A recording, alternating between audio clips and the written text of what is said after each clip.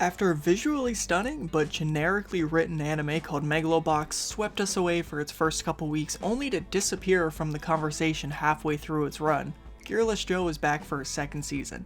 The trailer showed us glimpses of an even more generic plot, but these first 4 episodes have done a lot of work to change my first bad impression.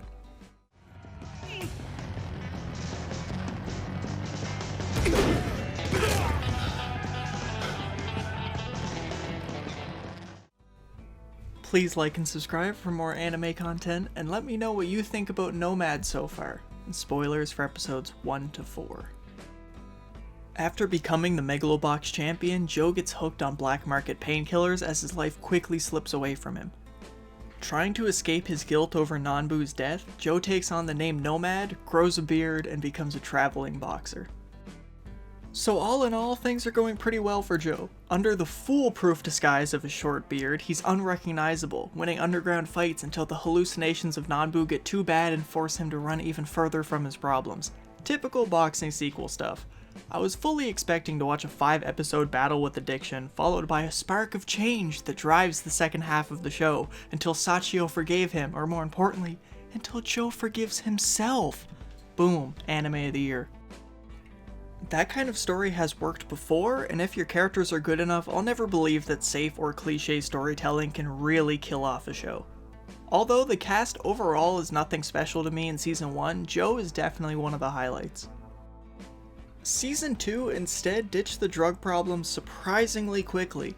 Joe gets clean in about 3 episodes thanks to the chief of an immigrant village. This community finds themselves on land up for auction to a mob boss who's been terrorizing them, and their only hope is for Chief to win a Megalobox tournament and buy the land himself. The only problem is that he isn't properly trained to deal with these boxers.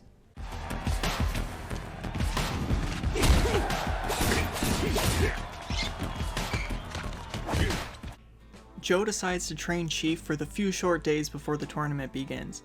Each round is filled with the mob's boxers. Meanwhile, the mob is occupying local stores to scare away immigrants and setting fires in their villages. The characterization of the important characters from this village is my favorite part of Megalobox. As much as I liked Mikio last season, Chief and Marla really give the draw of this season. I think this very personal approach to this story is really important in many anime-consuming countries who are very disrespectful to a lot of their immigrants, like Japan, France, and the States. The rhetoric you hear in Nomad really mirrors what people all over the world feel. Things like they're dirty or they're just taking our jobs. Learning more about these characters and the real-world people they represent can be really good for changing real-world perceptions, especially in an anime that is more likely to go mainstream and that isn't considered weird by the general public. So far, I have more praise for Nomad than I do for Megalobox Season 1, but we may be forever cursed with predictable writing, because once saving the village, Chief talks about missing his wife and son as they passed away long ago. He then says he's worried to fall asleep, because what if it's all a dream? Gee, I wonder if they're about to kill him off. After saving the village, Chief and Joe are seen as their saviors, only for Chief to die and Joe to leave them. It's a fitting end for Chief's journey, but also leaves their village in a weird spot.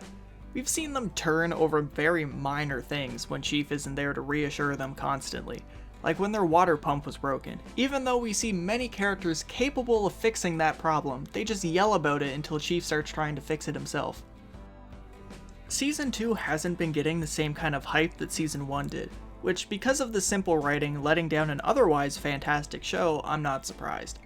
Ultimately, your enjoyment of Megalobox comes down to what you like in anime.